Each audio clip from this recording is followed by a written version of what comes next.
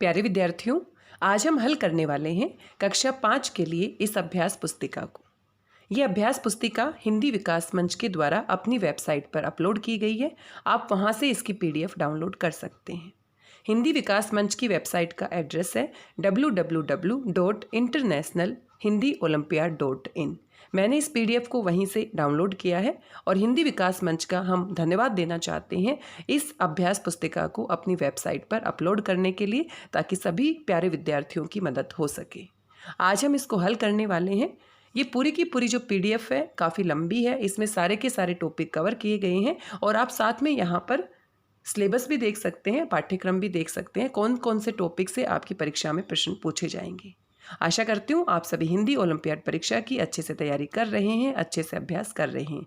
अगर आप इस पूरी अभ्यास पुस्तिका को एक बार पढ़ लेते हैं, अच्छे से सभी प्रश्नों को देख लेते हैं और किसी भी व्याकरण की पुस्तक से अगर थोड़ा सा अभ्यास कर लेते हैं, तो इस परीक्षा में जो भी प्रश्न आने वाले हैं, किसी भी प्रश्न को आप छोड़ेंगे नहीं या गलत नहीं करेंगे। साथ में हिंदी विकास मंच के द्वारा संकल्प नाम की एक पुस्तक उपलब्ध करवाई जाती है, जिसे आप ऑनलाइन खरीद सकते हैं। मैंने अपने काफ़ी वीडियो में इसके बारे में जानकारी दी है। साथ में कम्युनिटी पोस्ट पर जाकर आप इसका लिंक देख सकते हैं या फिर आप इनकी वेबसाइट पर जाकर भी इसके लिंक के बारे में जानकारी प्राप्त कर सकते हैं।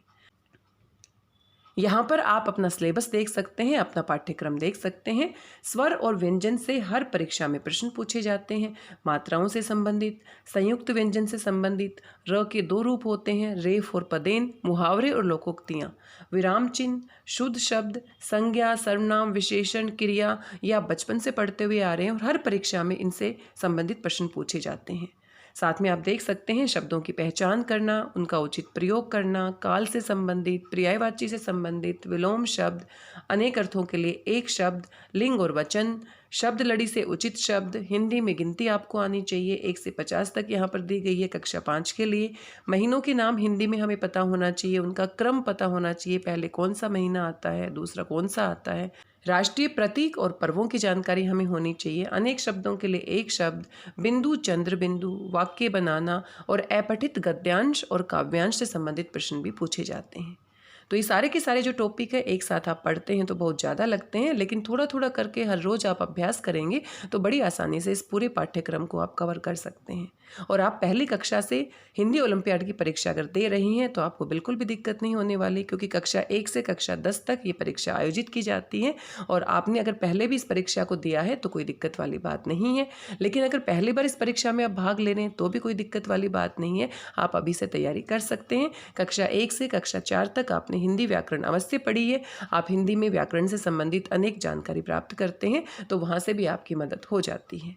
साथ में आप यहाँ पर हिंदी विकास मंच के द्वारा यहाँ पर कुछ जानकारी दी गई है, इसे आप यहाँ पर पढ़ सकते हैं। ये पूरी की पूरी जानकारी आप सभी प्यारे विद्यार्थियों के लिए है, तो आप इसे पढ़ लीजिएगा। आइए अब हम इस अभ्यास पुस्तिका को हल करते हैं। हम कोशिश करेंगे एक वीडियो में अगर हल हो जाती है तो बहुत अच्छी बात है, लेकिन वीडियो अगर ज़्यादा लंबा होता है तो मेरे लिए बनाना और आपके लिए सुनना या देखना बहुत मुश्किल हो जाता है। तो 1 या 2 भाग में हम इसे पूरा करने की कोशिश करेंगे। मेरी भाषा हिंदी भाषा परिवार में आप सभी प्यारे विद्यार्थियों का एक बार फिर से स्वागत है। आइए आज की इस अभ्यास पुस्तिका का हल करना शुरू करते हैं। सबसे पहले आप यहाँ पर देख सकते हैं भाषा, बोली, लिपि और व्याकरण से संबंधित यहाँ पर प्रश्न पूछे गए हैं। और किसी भी व्याकरण की जानकारी प्राप्त करने से पहले सबसे पहले हम भाषा के बारे में जानते हैं। भाषा के कितने रूप होते हैं, लिपि क्या होती है, व्याकरण क्या होती है, तो यही सभी जानकारी यहाँ पर पहले चैप्टर में दी गई है। भाषा के नियमों से संबंधित शास्त्र होता है। तो भाषा के नियम हम कहाँ पर पढ़ते हैं? हम व्याकरण में पढ़ते हैं। तो व्याकरण वह शास्त्र होता है जिसमें भाषा के नियम की जानकारी मिलती है कि शुद्ध भाषा हम कैसे लिखें और कैसे बोलें। लिपि क्या होती है? लिपि भाषा को लिखने के लिए चिन्ह होते हैं। जो चिन्ह होते हैं जिनकी सहायता से हम भाषा को लिखते हैं तो वो लिपि होती है। और भाषा क्या होती है? विचारों को आदान प्रदान करने का साधन क्या होती है? भाषा। किसी भाषा के ध्वनि चिन्हों को कहते हैं। तो जो ध्वनि होते हैं और उनके चिन्ह, ध्वनि क्या होती है? वर्ण को ही हम कहते हैं। ध्वनि जब हम बोलते हैं तो ध्वनि कहते हैं, और जब उसको लिख देते, मान लो क मैंने बोला तो ये ध्वनि है, और अगर क को मैंने लिख दिया तो ये क्या बन जाएगा? वर्ण बन जाएगा। तो ध्वनि और वर्ण भाषा की सबसे छोटी इकाई होती है और ये एक ही होते हैं। ध्वनि मौखिक रूप होता है और जब लिख देते हैं तो उसको हम क्या कहते हैं? वर्ण कहते हैं। तो चिन्ह, वर्णों को लिखने के लिए मान लो क मैंने ऐसे लिखा है, तो ये जो चिन्ह निश्चित किए गए हैं ये क्या होते हैं? लिपि होते हैं। विचारों के आदान प्रदान के माध्यम से हम क्या करते हैं, हम भाषा की बात करते हैं, अपनी भाषा को अभिव्यक्त करते हैं। पुस्तक में भाषा के किस रूप का प्रयोग किया जाता है? पुस्तक में हम भाषा को क्या करते हैं, पढ़ते हैं, यानी कि लिखे हुए को हम पढ़ते हैं। तो लिखी हुई भाषा क्या होती है, लिखित, और बोली हुई भाषा क्या होती है, मौखिक, और मौखिक का दूसरा नाम क्या है, कथित। आंध्र प्रदेश में किस भाषा का अधिक प्रयोग किया जाता है? तो आंध्र प्रदेश में हम तेलुगु भाषा का प्रयोग करते हैं। तमिलनाडु में तमिल भाषा होती है, केरल में मलयालम होती है। तो आप सभी जानते हैं जो दक्षिण भारत के राज्य हैं वहाँ पर हिंदी से अलग अपनी अपनी अलग भाषाएं बोली जाती हैं।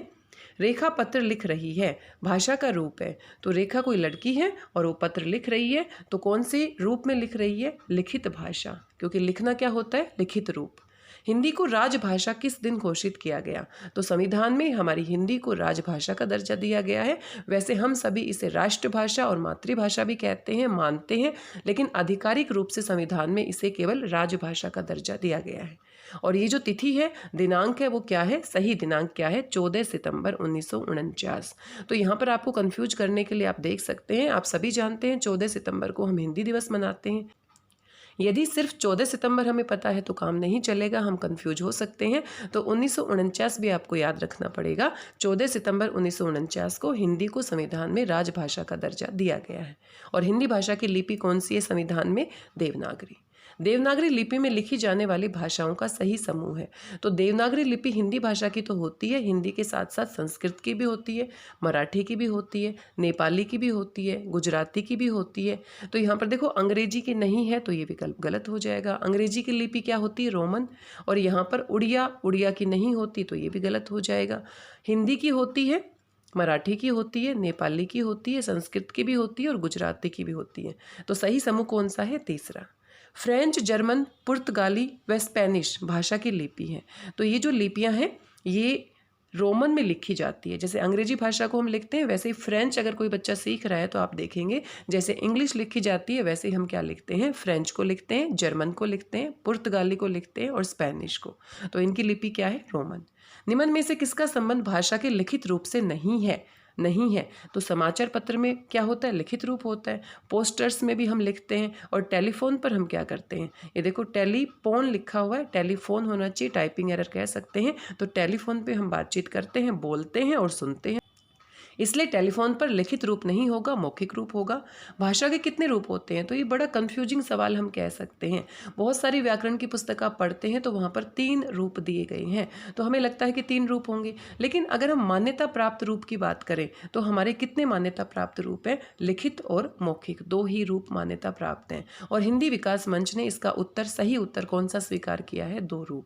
3 रूप होते हैं, सांकेतिक रूप भी होता है लेकिन उसको मान्यता प्राप्त नहीं है, तो लिखित और मौखिक। तो इसका विशेष रूप से ध्यान रखेंगे। बहुत सारी व्याकरण की पुस्तक हम पढ़ते हैं तो फिर हमें कन्फ्यूजन होता है कि कौन सा सही माने। तो हिंदी विकास मंच ने जिनको सही माना है उन्हीं में आपको नंबर मिलेंगे, बाकी में नंबर नहीं मिलेंगे। रोमन किस भाषा की लिपि है? अंग्रेजी भाषा को हम रोमन में लिखते हैं, हिंदी और मराठी को देवनागरी में लिखते हैं। भारतीय संविधान द्वारा मान्यता प्राप्त भाषाएं हैं। तो ये 22 भाषाएं हैं जिनको भारतीय संविधान में मान्यता प्राप्त है, बाकी बोलियां या उपभाषाएं हैं। और पहले हमारी 18 भाषाएं होती थी, उसमें 4 और मिला दी गई हैं, तो फिलहाल हमारी कितनी हो जाती हैं? 22 भाषाएं जिनको संविधान में क्या प्राप्त है? मान्यता। बाकी हमारी बोली के स्तर पर है और साथ में उपभाषा के स्तर पर है। बच्चा अपने परिवार में क्या सीखता है? तो बच्चा अपने परिवार से मातृभाषा सीखता है। सबसे पहले माँ से और अपने परिवार के सदस्यों से जो भाषा सीखता है उसे हम क्या कहते हैं? मातृभाषा। राजभाषा क्या होती है? कामकाज की, सरकारी कामकाज की आधिकारिक भाषा होती है। हिंदी हमारी राजभाषा है। और राष्ट्रीय भाषा क्या होती है? पूरे राष्ट्र की भाषा। तो हिंदी को हम मानते हैं राष्ट्रीय भाषा, लेकिन संविधान में इसको मान्यता प्राप्त नहीं है। नव्या टीवी रही है, तो हम स्प्रिंट आप कह सकते हैं, नव्या टीवी देख रही है। भाषा का रूप बताइए। तो टीवी में हम सुनते हैं, कोई बोलता है तो क्या होता है? मौखिक रूप होता है। तो यहाँ पर आप देख सकते हैं पहले चैप्टर से, पहले पार्ट से यहाँ पर कुल 15 प्रश्नों का अभ्यास हमने किया है। आइए आगे बढ़ जाते हैं। आगे आप यहाँ पर वर्ण विचार से संबंधित यानी कि वर्णमाला से संबंधित प्रश्नों को देख सकते हैं। वर्णमाला वर्णों का व्यवस्थित समूह होता है और वर्णमाला में मुख्य रूप से स्वर और व्यंजन होते हैं। स्वर के अपने भेद होते हैं, व्यंजन के अपने भेद होते हैं। वर्ण किसे कहते हैं? तो सबसे छोटी जो ध्वनि होती है, सबसे छोटी जो इकाई होती है उसे हम क्या कहते हैं? वर्ण कहते हैं। नाटक शब्द का सही वर्ण विच्छेद। वर्ण विच्छेद क्या होता है? वर्ण और उनकी मात्राओं को अलग अलग करके लिखना। तो नाटक में देखो न और इसमें हलंत लगाएंगे और आ की मात्रा है तो इसकी मात्रा को अलग कर देंगे। ट और इसमें हलंत लगाएंगे और ट में कोई मात्रा नहीं है तो कौन सी मात्रा है? अ। जिसमें कोई भी मात्रा नहीं होती उसमें हम क्या मिलाते हैं? अ मिलाते हैं। और क में भी कोई नहीं मात्रा है तो हलंत के साथ, और फिर हम इसमें क्या लिखेंगे? अ। तो आप देख लीजिए सबसे सही रूप कौन सा है? न, आ, ट, अ, क, अ। तो यहाँ पर आप देख सकते हैं सबसे सही विकल्प कौन सा है? दूसरा है।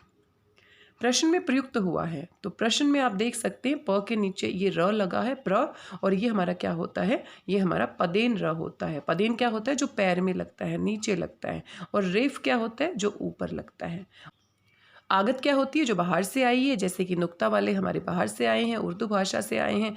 और जो डॉक्टर में हम लगाते हैं, ओ लगाते हैं, ये हमारा बाहर से आया है। वर्णमाला क्या है? तो वर्णमाला क्या होती है? वर्णों का व्यवस्थित समूह। क्या होती है? वर्णमाला। राम का वर्ण विच्छेद करना है तो आप आसानी से कर सकते हैं। र और आ की मात्रा लगी है, म और अ, तो र और आ की मात्रा म और अ। व्यंजन शब्द का सही वर्ण विच्छेद है तो व्यंजन को अगर हम तोड़ेंगे तो आधा वह तो आधा वह हो जाएगा, फिर उसके बाद यह, और फिर यहाँ पर बिंदु है तो अंग लग जाएगा, फिर ज और उसमें अ और न और फिर अ। तो यानी कि तीसरा विकल्प क्या है? सही है। स्वर के कितने भेद होते हैं? तो स्वर के मुख्य रूप से 3 भेद होते हैं।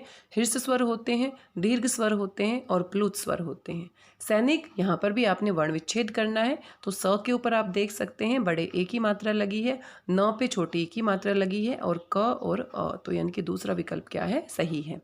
अंग और अह क्या होते हैं? इनको स्वर और व्यंजन में हम नहीं रखते हैं, ये हमारे क्या होते हैं? आयोगवा होते हैं। कर्म में प्रयुक्त हुआ है तो ये ऊपर जो र होता है, अभी हम बात कर रहे थे, ये रेफ होता है। नीचे जो होता है वो हमारा क्या होता है? ये हमारा पदेन होता है। और नुक्ता हमारा कहाँ पर लगता है? उर्दू फारसी के जो हमारे वर्ण होते हैं। उच्चारण के आधार पर व्यंजन के कितने भेद होते हैं? तो उच्चारण के आधार पर भी व्यंजन के 3 भेद होते हैं। उच्चारण के आधार पर व्यंजन के मुख्य रूप से 3 भेद होते हैं। स्पर्श व्यंजन होते हैं, अंतस्थ व्यंजन होते हैं और हमारे ऊष्म व्यंजन होते हैं। कांच शब्द में प्रयुक्त हुआ है तो यहाँ पर आप चंद्रबिंदु को देख सकते हैं, और चंद्रबिंदु क्या होता है? अनुनासिक। इसका उच्चारण करते समय जो वायु होती है मुख और नाक दोनों से स्पर्श करती है। व्यंजन किसे कहते हैं? तो व्यंजन क्या होते हैं? व्यंजन स्वरों की सहायता से बोले जाने वाले वर्ण होते हैं। स्वतंत्र रूप से क्या बोले जाते हैं? स्वर बोले जाते हैं। और विदेशी वर्ण क्या होते हैं? जो दूसरी भाषाओं से आते हैं। तो यहाँ पर देखो वर्ण विच्छेद किया गया है पहले ही, और इनको मेल करके आपने शब्द बनाना है। तो यहाँ पर प और नीचे र, यहाँ पर प आधा है और र पूरा है, और फिर आधा श और न। तो यानी कि ये क्या है? प्रश्न। दूसरा विकल्प क्या है? सही है। ह्रस्व स्वर होते हैं और जिनमें बोलने में बहुत कम समय लगता है। अ, छोटी ई, छोटा ऊ और री। स्वर किसे कहते हैं? तो स्वर क्या होते हैं? स्वतंत्र रूप से बोले जाने वाले जो वर्ण होते हैं जिसमें किसी की सहायता लेने की आवश्यकता नहीं होती, उसे हम क्या कहते हैं? स्वर। भाषा की सबसे छोटी ध्वनि क्या होती है? वर्ण होती है। और 6 वर्णों से बने शब्दों को, ये तो बिल्कुल ही गलत है। और यहाँ पर भी आप देख सकते हैं, यहाँ पर एक वर्ण विच्छेद दिया गया है एक शब्द का, इसको मेल करके आपने शब्द बनाना है। तो यहाँ पर आप देख सकते हैं ध्यान से, द और नीचे री की मात्रा लगी है, आधा श है और ट और फिर ई की मात्रा। तो ये क्या बन जाता है? दृष्टि। तीसरा विकल्प सही है। त्र हमारा क्या होता है? संयुक्त व्यंजन होता है। और इसको हम कैसे लिखते हैं? इसको हम त और र के रूप में लिखते हैं। त और र हमारा क्या बनता है? त्र। आगे आप देख सकते हैं संयुक्त व्यंजन, और संयुक्त व्यंजन हमारे मुख्य रूप से कितने होते हैं? 4 होते हैं। और इन्हीं से संबंधित यहाँ पर प्रश्न पूछे गए हैं। संयुक्त व्यंजन कितने होते हैं? 4 होते हैं। अभी हम बात कर रहे थे श, त्र, गे और श्र।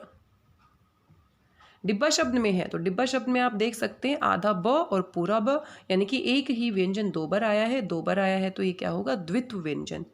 श्रवण शब्द में है तो श्रवण में श्र और श्र अभी हमने देखा था, ये हमारा संयुक्त व्यंजन है। दूसरा विकल्प क्या है? सही है। श्र की रचना में कौन सी ध्वनियाँ शामिल है? तो श्र हम कैसे बनाते हैं? ये वाला श लिखते हैं, फिर हम इसमें र लिखते हैं और फिर यहाँ पर अ लिखते हैं। तो सबसे सही विकल्प कौन सा है? दूसरा विकल्प सही है। अनाज और यहाँ पर खाली स्थान दिया गया है, वाक्य में उचित प्रयोग होगा। अनाज इकट्ठा हो गया तो इकट्ठा सही कहाँ पर लिखा है? दूसरे विकल्प में। अखबार और यहाँ पर खाली स्थान दिया है, अखबार में छपा है, वाक्य में उचित शब्द होगा। विज्ञापन छपते हैं, एडवर्टाइजमेंट को हम हिंदी में क्या कहते हैं? विज्ञापन। और विज्ञापन सही कहाँ पर लिखा है? पहले विकल्प में। तो यहाँ पर पहला विकल्प क्या हो जाएगा? सही। यहाँ पर आप देख सकते हैं गे, और गे किससे बना है? तो ये हमारा बनता है ज आधा और ये हमारा बनता है य पूरा। तो यहाँ पर दूसरा विकल्प क्या है, सही है। श्रमिक में प्रयुक्त हुआ है, तो श्रमिक में आप देख सकते हैं श्र का प्रयोग हुआ है और ये हमारा क्या होता है, संयुक्त व्यंजन। मक्का में पहले आधा क और फिर पूरा क, तो ये हमारे क्या होते हैं, द्वित्व व्यंजन। एक ही व्यंजन जब दो बार आते हैं। सबसे बड़ा खालिस्तान धन है, तो सबसे बड़ा धन हम सबके लिए क्या होता है, विद्या होता है। और विद्या सही कहाँ पर लिखा गया है, यहाँ पर लिखा गया है, ये विधा है, ये गलत हो जाएगा। और तीसरा विकल्प भी क्या है, गलत है। हवा महल खालिस्तान में स्थित है, यानी कि सामान्य जानकारी से संबंधित प्रश्न पूछ लिया गया है। तो हवा महल कहाँ पर है, जयपुर में है। किस शब्द में द्वित्व व्यंजन का प्रयोग हुआ है, तो द्वित्व क्या होते हैं, जहाँ पर एक जैसे व्यंजन दो बार आते हैं। तो गन्ना, बच्चा, कच्चा, पक्का, डिब्बा, ये सारे किसके उदाहरण होते हैं, द्वित्व व्यंजन के। आगे बढ़ जाते हैं। मक्खन शब्द में प्रयुक्त हुआ है, तो मक्खन में आधा क और फिर ख। यहाँ पर द्वित्व व्यंजन नहीं है, क्योंकि द्वित्व में दोनों एक जैसे होने चाहिए, दो बार आते हैं। यहाँ पर क्या है, संयुक्ताक्षर। जिज्ञासा शब्द में प्रयुक्त हुआ है, तो जिज्ञासा में आप देख सकते हैं ये हमारा क्या है, गे, और ये क्या है, संयुक्त व्यंजन। धर्म में प्रयुक्त हुआ है, तो धर्म में आप देख सकते हैं जो र है हमारा ऊपर लगा है, और ऊपर जो र लगता है ये हमारा क्या होता है, रेफ। नीचे लगता है पदेन। नुक्ता कहाँ पर लगता है, उर्दू फारसी के वर्णों में। ट्रक में प्रयुक्त हुआ है, तो ट्रक में आप देख सकते हैं ट के नीचे जो ये र लगा है ये हमारा क्या है, पदेन है। नीचे लगा है तो पदेन है। क्षय बना है, तो ये अक्षय जो है हमारा क और फिर श, और इसमें भी क्या मिला होता है, अ। तो ये तीन से मिलकर बना है, और यहाँ पर सही विकल्प कौन सा है, दूसरा। बच्चा में प्रयुक्त हुआ है, आप समझ ही गए होंगे। बच्चा में यहाँ पर द्वित्व व्यंजन का प्रयोग हुआ है। संज्ञा से संबंधित प्रश्न हर प्रतियोगी परीक्षा में पूछे जाते हैं। बच्चा शब्द में भाववाचक संज्ञा बनेगी, तो बच्चा हमारा जातिवाचक है, और जातिवाचक से हम क्या बना देंगे, बचपन। ये क्या हो जाएगा, भाववाचक। हिंदी में भाववाचक संज्ञाएं बनाई जाती हैं, तो भाववाचक जो संज्ञाएं होती हैं हम किस किस की सहायता से बना सकते हैं, विशेषण शब्दों की सहायता से बना सकते हैं, जातिवाचक से बना सकते हैं, क्रिया से बना सकते हैं, विशेषण से भी बना सकते हैं, और अव्यय से भी बना सकते हैं। तो यानी कि दोनों समूह यहाँ पर क्या है, सही हैं। जैसे बच्चा से हमारा क्या बन गया है, बचपन बन गया है। मीठा से क्या बन गया है, मिठाई बन गया है। लिखना से क्या बन गया है, लिखाई बन गया है। जातिवाचक संज्ञा, सर्वनाम, विशेषण, क्रिया और अव्यय से हम क्या बना सकते हैं, भाववाचक संज्ञाएं बना सकते हैं। जैसे मित्र से मित्रता बन गया, ऐसे ही मम से ममता बन गया, निज से निजता बन गया, सुंदर से सुंदरता बन गया, पढ़ना से पढ़ाई बन गया, एक से एकता बन गया, निकट से निकटता बन गया। तो इस तरीके से दोनों समूह की सहायता से हम किसका निर्माण कर सकते हैं, भाववाचक संज्ञाओं का। विशेष व्यक्ति, वस्तु, स्थान के नाम को हम क्या कहते हैं, तो विशेष की बात हो रही तो व्यक्तिवाचक संज्ञा है। पूरी जाति की बात होगी तो जातिवाचक, और भाव की बात होगी तो भाववाचक। व्यक्तिवाचक संज्ञा का समूह नहीं है, तो इसमें थोड़ा ध्यान देना है, नहीं है पूछा है। तो व्यक्तिवाचक का समूह नहीं है। रमेश जयपुर ताजमहल है। कोयल दिल्ली मोहनी, तो ये भी है। लड़का, सेना और दल, लड़का जातिवाचक है, सेना समूहवाचक है, दल भी समूहवाचक है। तो ये विकल्प क्या है, सही है। जातिवाचक संज्ञा समूह है, तो मानव, शिशु और शहर, ये हमारी क्या है, जातिवाचक। ऊपर हमारा जातिवाचक संज्ञा नहीं है, मानवीयता भी नहीं है। पहला विकल्प यहाँ पर क्या आएगा, सही आएगा। वह गांव में रहता है, गांव शब्द है, तो गांव क्या है, गांव कोई भी हो सकता है, तो ये जातिवाचक है। उसकी लिखाई बहुत सुंदर है, तो लिखाई का भाव होता है। यहाँ पर हम कंफ्यूज हो सकते हैं, लिखाई का भाव है तो ये क्या है, भाववाचक। लिखाई, पढ़ाई, ये क्या होती है, भाववाचक। मधुर शब्द से बना भाववाचक संज्ञा है, तो मधुर से हम मधुरता भी बना सकते हैं, माधुर्य भी बना सकते हैं, तो दोनों ही क्या है, सही है। श्याम शब्द है, तो श्याम जो है वो किसी का नाम है, किसी विशेष व्यक्ति का नाम है, तो ये व्यक्तिवाचक संज्ञा है। द्रव्यवाचक संज्ञा होती है जिसमें हम द्रव्य पदार्थ, लिक्विड को हम रखते हैं, धातुओं को रखते हैं, तो ये क्या होता है, पानी। पेड़ हमारा क्या है, जातिवाचक है। सड़क हमारा क्या है, जातिवाचक। भाववाचक संज्ञा है, तो भाववाचक संज्ञा क्या होती है, बचपन होती है। बच्चा जातिवाचक है, और झरना क्या है, झरना भी हमारा जातिवाचक है। जातिवाचक संज्ञा है, तो जातिवाचक यहाँ पर क्या हो जाएगा, बच्चा। राम और राधा किसी विशेष व्यक्तियों के नाम है, तो ये व्यक्तिवाचक में आएंगे। वीरता, वीर से क्या बनी है, वीरता बनी है, तो वीरता का भाव होता है, तो ये हमारी क्या हो जाएगी, भाववाचक संज्ञा। बूढ़ा शब्द से भाववाचक संज्ञा बनेगी, ये आसान है, आपको पता होगा। बूढ़ा से क्या बनेगा, बुढ़ापा। बूढ़ी क्या होता है, स्त्रीलिंग होगा, और बूढ़ी भी नहीं होता, बुढ़िया होता है, और बुढ़ाना तो बिल्कुल ही गलत है। गंगा का संज्ञा भेद है, तो गंगा जो है वो विशेष नदी का नाम है, तो ये व्यक्तिवाचक संज्ञा में आएगा। संज्ञा किसे कहते हैं, परिभाषा पूछ ली गई है। किसी प्राणी, वस्तु, स्थान या भाव के नाम को हम क्या कहते हैं, संज्ञा कहते हैं। और विशेषता बताने वाले शब्दों को हम क्या कहते हैं, विशेषण। तो ये सारे हमारे संज्ञा से संबंधित प्रश्न थे। आइए आगे देख लेते हैं। संज्ञा के बाद हमारा सर्वनाम आता है, और सर्वनाम क्या होते हैं, सर्वनाम यानी कि सबका नाम जो संज्ञा के स्थान पर प्रयोग किए जाते हैं। सर्वनाम के कितने भेद होते हैं, तो सर्वनाम के मुख्य रूप से 6 भेद होते हैं, ये आप ध्यान रखेंगे। बाहर कौन आया है, उचित सर्वनाम का भेद है। तो देखो बाहर कौन आया है, सवाल पूछा जा रहा है, तो ये हमारा क्या है, बाहर कौन आया है, प्रश्नवाचक हमारा क्या है, सर्वनाम है। और यहाँ पर अनिश्चयवाचक भी हो सकता है, कौन आया है, सही जानकारी नहीं है। जो मेहनत करेगा वह फल पाएगा, तो यहाँ पर एक वाक्य दूसरे वाक्य से संबंधित है, तो ये हमारा क्या है, संबंधवाचक। हमें अपना काम स्वयं करना चाहिए। जब हम अपने लिए कोई शब्द प्रयोग करते हैं, स्वयं, खुद, अपने आप, तो ये क्या होते हैं, निजवाचक सर्वनाम। दाल में कुछ काला है, तो दाल में कुछ काला है, तो कुछ यानी कि अनिश्चित जानकारी है, कुछ स्पष्ट नहीं है, तो ये क्या है, अनिश्चयवाचक। सर्वनाम में सर्व का क्या अर्थ है, तो सर्वनाम क्या होता है, सबका नाम होता है। सर्व यानी कि सबका, सबका नाम। वह मेरा घर है, वाक्य में मेरा क्या है, तो वह घर मेरा है, निश्चित जानकारी है। वह घर मेरा है, तो यानी कि निश्चयवाचक सर्वनाम। तो ये हमारा क्या हो जाएगा, निश्चयवाचक सर्वनाम। तुम कहाँ रहते हो, सवाल पूछा गया है, कहाँ रहते हो, तो ये हमारा क्या हो जाएगा, प्रश्नवाचक। जो करेगा वही भरेगा, ये किस सर्वनाम का भेद है, तो जो जैसा करेगा वैसा भरेगा। तो यहाँ दो वाक्यों के बीच में संबंध दिखाया गया है। मैं अपना काम स्वयं करता हूँ, तो अपने लिए जब हम प्रयोग करते हैं तो स्वयं शब्द क्या होता है, निजवाचक सर्वनाम का हिस्सा होता है। मोहित का कुछ खो गया है, आज वह उदास है, तो मोहित का कुछ खो गया है, कुछ खो गया है यानी कि निश्चित जानकारी नहीं है, अनिश्चयवाचक है। आज वह उदास है, वह उदास है, तो यहाँ पर देखो दो उपवाक्य हैं और दोनों में दो सर्वनाम का प्रयोग किया है। पहले अनिश्चयवाचक है और दूसरा क्या है, पुरुषवाचक। कौन है जो सपनों में आया, इस वाक्य में सर्वनाम शब्द प्रयुक्त हुआ है, तो कौन यानी कि निश्चित जानकारी नहीं है, और ये हमारा क्या है, अनिश्चयवाचक सर्वनाम। तो कौन हमारा क्या है, यहाँ पर कौन हमारा अनिश्चयवाचक सर्वनाम। कुछ और कोई शब्द क्या होते हैं, तो ये भी क्या होते हैं, निश्चित जानकारी नहीं देते हैं, तो ये किस में आते हैं, अनिश्चयवाचक सर्वनाम का हिस्सा होते हैं। निम्न में से कौन सा पुरुषवाचक सर्वनाम है, तो पुरुषवाचक जो किसी व्यक्ति की जानकारी देता है, यानी कि वह। कौन और क्या होते हैं, अनिश्चयवाचक। क्या हमारा क्या होता है, प्रश्नसूचक। मैंने नई किताब व घड़ी खरीदी, इस वाक्य में सर्वनाम शब्द है, तो मैंने खरीदी, तो मेरे स्थान पर यानी मेरे नाम के स्थान पर मैंने शब्द का प्रयोग हुआ है, संज्ञा के स्थान पर मैंने शब्द यहाँ पर सर्वनाम है जो संज्ञा के स्थान पर प्रयोग हुआ है। आइए आगे देखते हैं कौन सा टॉपिक दिया गया है। संज्ञा और सर्वनाम के बाद विशेषण आते हैं। संज्ञा और सर्वनाम की विशेषता बताने वाले शब्दों को हम क्या कहते हैं, विशेषण कहते हैं। और ये मुख्य रूप से कितने भेद होते हैं, इसके 4 होते हैं। तो यानी कि विशेषण कितने प्रकार के होते हैं, 4। सफ़ेद घोड़ा दौड़ रहा है, इसमें विशेषण है। घोड़ा कैसा है, सफ़ेद है, और ये उसके गुण संबंधी विशेषता है, तो ये हमारा क्या है, गुणवाचक विशेषण।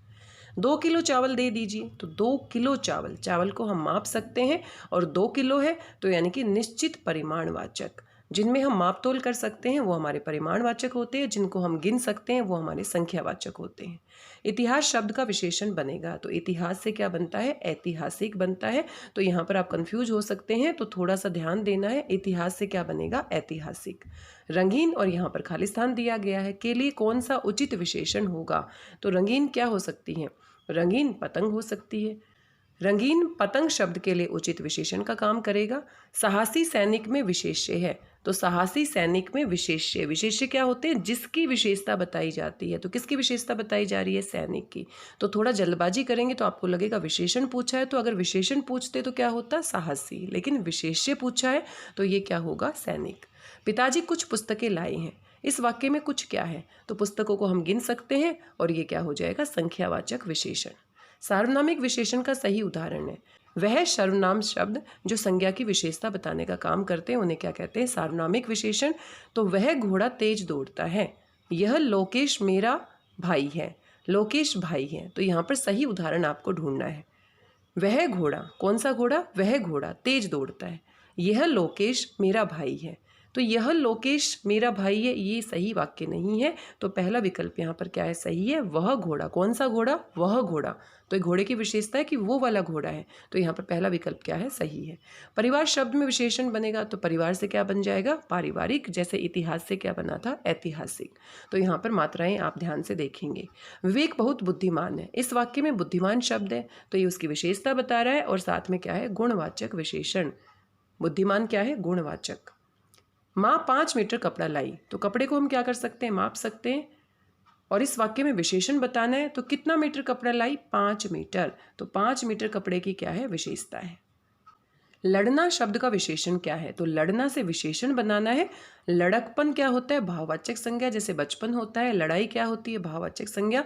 तो यहाँ पर क्या होगा, लड़ाकू। वह लड़का लड़ाकू है, तो लड़के की विशेषता क्या है, लड़ाकू है। लड़ना से क्या बनेगा, लड़ाकू। तो यहाँ पर आपने भाववाचक संज्ञा का थोड़ा ध्यान रखना है।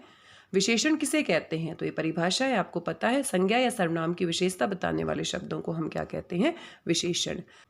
यह खिलौना सुंदर है, रंगीन शब्द विशेषण है। तो रंगीन का मतलब यहाँ पर क्या है कि उस शब्द को रंगीन किया गया है, लेकिन यहाँ पर नहीं दिख रहा है हमें। तो यह क्या है, यह के बारे में पूछा है, यह खिलौना सुंदर है। तो यह क्या है, सर्वनाम है, और जो खिलौने की विशेषता बता रहा है तो क्या होगा, सार्वनामिक। जो संज्ञा या सर्वनाम के गुण दोष रंग रूप के बारे में बताते हैं वे क्या होते हैं, गुणवाचक विशेषण। गुण और दोष रंग रूप के बारे में बताएंगे वो क्या होते हैं, गुणवाचक। मात्रा संबंधी विशेषता परिमाणवाचक, और जहां पर सर्वनाम विशेषण का कार्य करेंगे वो क्या होंगे, सार्वनामिक।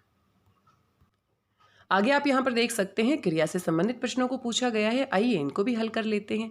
बच्चा बिस्तर पर सो रहा है, वाक्य में सो रहा है क्या है, सो रहा है ये हमारी क्या है, क्रिया है, सोने का काम हो रहा है।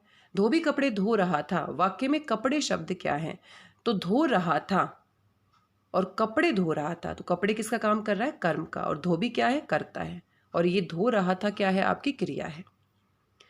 घोड़ा घास खा रहा है, वाक्य में घास क्या है, तो घोड़ा घास को खा रहा है। घास क्या है, कर्म का कार्य कर रही है।